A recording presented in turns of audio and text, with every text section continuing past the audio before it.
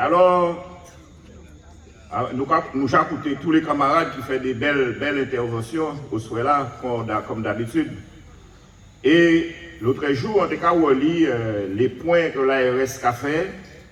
Depuis tous les. On ne fera pas aussi, mais il n'y a pas publié. Il n'y a pas fait conférence de presse encore, pas ça qu'il a fait. Mais il y a un point. Il n'y a pas publié en l'air les taux de vaccination, tout ça. Et dernier, il a publié, c'était vers le 20 avril. Et il a dit qu'il y a 43%, à peu près 45% de Guadeloupéens qui prennent une dose. Peut-être 42% ou 43% qui prennent des doses. Et peut-être 23% qui prennent 3 doses. Mais en final de compte, Léo Kalissa, alors c'est pour les gens qui n'ont plus de 12 ans. En final de compte, Léo Kalissa et Léo Kali les recommandations du Conseil scientifique en France et Léo Kali les recommandations de l'Organisation mondiale de la santé, etc., qui a dit que faut te prendre une dose et un mois après prendre une deuxième dose.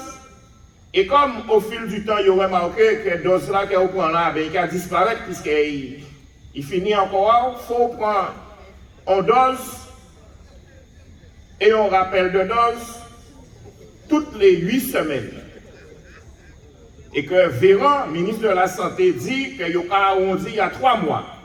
Alors normalement, là on va réfléchir bien, pas ni pas mon Guadeloupe qui vacciné. Au sens de la couverture médicale. C'est-à-dire ni des gens qui prennent un piqui, ni des gens qui prennent un deuxième piqui, peut-être ni des gens qui prennent un troisième piqui, mais pour payer à jour au sens de la couverture vaccinale, c'est-à-dire pour peut protéger, hein? D'après ça, il a dit, il faut unir en disant encore ces substances-là. Et il faut unir à une période de 8 semaines. Donc, je dis là, préférable va vacciner, Charles va vacciner, Losbo va vacciner, pas le monde va vacciner en Guadeloupe. Au sens de la protection médicale. Avant, parce qu'on prend un piqui, qui a une protection. Et donc, je dis là, on y des centaines et des centaines de travailleurs qui sont suspendus, qui sont sans salaire, qui n'ont pas pour s'acheter, qui j'appelle voici, ni certains peut-être qui j'appelle plus que ça, parce qu'ils n'ont pas pris un piqui qui de toutes les façons qui va servir à rien, puisque je dis là, même les gens qui prennent un piqui là, ils n'ont pas un jour de piqui là, puis ce piqui là va servir à rien pour eux. Il y a des situations là, ça nous est un pays là. Et donc, nous ni la confirmation qu'il n'y a pas du tout une mesure sanitaire, mais une mesure politique. Et une mesure politique qui était basée sécurité sur un objectif budgétaire. Et il n'y a pas pour rien que depuis octobre, ils ont supprimé le salaire à mon incident. L'objectif c'était de mettre des rois entre 400 et 500 personnes. Depuis les côtés arrivés en Guadeloupe, il dit qu'il y a des prévisions à nouveau CHU là, qui a mis 300 lits en moins que CHU actuel là. Il faut réduire la masse salariale, ça veut dire qu'il faut trouver les moyens de liquider 400 à 500 personnes. Et donc ça, il a fait aujourd'hui en Guadeloupe. C'est organiser le licenciement à 400 à 500 personnes en Guadeloupe. Et il prend comme alibi la question vaccinale. Alors qu'aujourd'hui, la pas n'y a rien qui a justifié ça.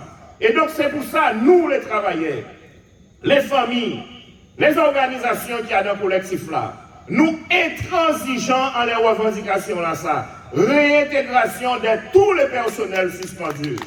Réouverture à tous les cabinets médicaux. Parce que ça, il a fait là, ça inadmissible. Ça inadmissible d'autant plus que politique là, ça a mené à la mort des centaines et des centaines et des centaines de Guadeloupéens.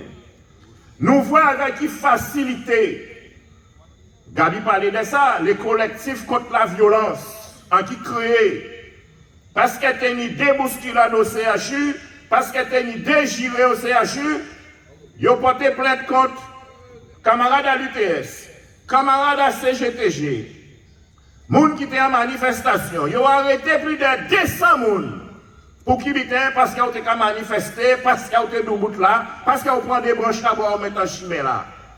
Mais là, la préfecture, l'ARS, direction CHU là, avec complicité à Conseil général et Conseil régional, avec complicité à les élus, députés, sénateurs, etc., etc., prend la décision d'empêcher les médecins de prescrire ivermectine et hydroxychloroquine et azithromycine, de prendre la décision d'interdire les pharmacies de délivrer ces médicaments-là, ça, eh bien, ça a entraîné plus de 800 personnes qui morent en Guadeloupe. Le GTG porté plainte, elle a porté plainte, pour tirer la boue, nous à nous avant. Premier plainte là déposé le 7 avril 2020, deuxième plainte là déposé le 14 septembre 2021. Yo pour jamais de nous à nous avant, et pourtant il y a des centaines de Guadeloupéens qui morts. Nous avons des témoignages à famille, nous avons des témoignages à soignants qui disent qu'au 8e et au 9e étage au CHU, ils ont mené à la mort des gens qui ont 50 ans. Ils n'ont pas soigné. Ils ont pas hypnovel avec morphine et ils ont tué au 8e et au 9e étage. C'est ça qu'ils fait en Guadeloupe. Et c'est pour ça que nous ne pouvons pas accepter qu'aujourd'hui là, sous couvert de quelque que ce soit, ils ont poursuivre des jeunes. Ils ont foutu au la jolle parce qu'ils ont barré la rue. Là, ils ont arrêté 5-7 groupes. Ils ont expatrié un peu parmi eux, association des malfaiteurs. Mais ces malfaiteurs-là qui ont organisé mort à 800 à 900 Guadeloupéens. Oh yo, qu'est-ce qu'ils ont fait pour ces malfaiteurs-là ça? Qui chouent les familles à nous. C'est pour ça que nous avons invité les familles. Qu'il y a des gens qui meurent, famille qui meurent au CHU au mois de juillet et août. Des porter plainte. Des vignes vers nous pour nous accompagner aussi au cas souhaité. Mais des porter plainte pour homicide involontaire, pour non-assistance à personne en danger. Il n'est pas normal qu'un monde qui a rentré à l'hôpital et qui a mort comme ça. Les renforts français qui viennent ici, ils ont dit ça. Ils ont dit qu'ils n'ont pas compris qu'ils ont rentré dans l'hôpital aussi désorganisé. Sans gants, sans matériel, sans oxygène, sans soins. Ni ça y parlait de maltraitance sanitaire. Mais c'est ça la vérité. Et pour qu'ils puissent cacher crime là ça, eh bien, ils vont poursuivre des jeunes. Ils vont poursuivre les syndicalistes. Ils vont poursuivre les manifestants. Ils vont poursuivre les grands frères. Et patiti et patata. Et avec télé, et radio, tous les jours qu'on trouve en habité pour incriminer peuple là, insulter peuple là, mépriser peuple là, mépriser Guadeloupéens, infantiliser Guadeloupéens. Mais nous já savons, yo c'est ennemi à Guadeloupéens. Et c'est toujours ça yo fait. Donc c'est pour ça, camarades, nous on est bon chemin là. À nous pas laisser élection à yo détourner nous de la vérité et de la liberté. À nous continuer, c'est la lutte qui fait nous émanciper nous. C'est la lutte qui fait nous gagner. C'est la lutte qui fait nous intégrer tous les personnels. Mais c'est combat là ça que nous engagons depuis 8 mois. Et c'est un combat là ça que nous avons demandé et que nous avons invité tous les travailleurs à continuer pour nous gagner. Parce qu'il n'y a pas d'autres solutions. J'en dis là, ils pris. Ils savent qu'aujourd'hui, là, nous n'avons pas de confiance dans eux. Parce qu'ils ont menti. Ils n'ont pas jamais dit la vérité. Ils sont dans la manipulation. Jamais dit la vérité pour couillonner les travailleurs. Et nous avons dit encore une fois, nous ne pouvons pas accepter qu'ils n'ont pas passé temps à condamner les jeunesse en nous. Condamner les militants. Condamner les syndicalistes. Faire travailleurs passer pour des bandits. Alors qu'il y a des malfaiteurs qui au CHU qui ont mangé l'argent. Ni des malfaiteurs dans les collectifs qui couillonnent les Guadeloupéens, qui ont continué à voler les Guadeloupéens. Et c'est des millions d'euros qui ont disparu dans les collectivités, tout partout. Et 2 ou 3 Guadeloupéens qui ont goumé pour demander liberté, pour demander dignité, pour demander travail, pour demander respect. C'est l'argent qui a fini. Nous ne pouvons pas accepter ça, camarades. Donc c'est pour ça, camarades. Les camarades disent, ils ont dit, moi, maison, moi, combat. Donc, moi, mais là, ça, c'est un mois de lutte. Quelles que soient les mobilisations, il faut nous présenter. 1er mai, il faut nous présenter. Dans toutes les manifestations du mois de mai, il faut nous présenter. Les manifestations, là, oui. Mais nous, qui n'y a barré aussi, camarades. Nous, qui n'y prend. Nous, qui n'y apprend la rue. De façon à ce que nous bien dit l'État français colonial. Que nous dit représentant l'État colonial français en Guadeloupe. Que nous ne pouvons pas accepter tout ça mépris.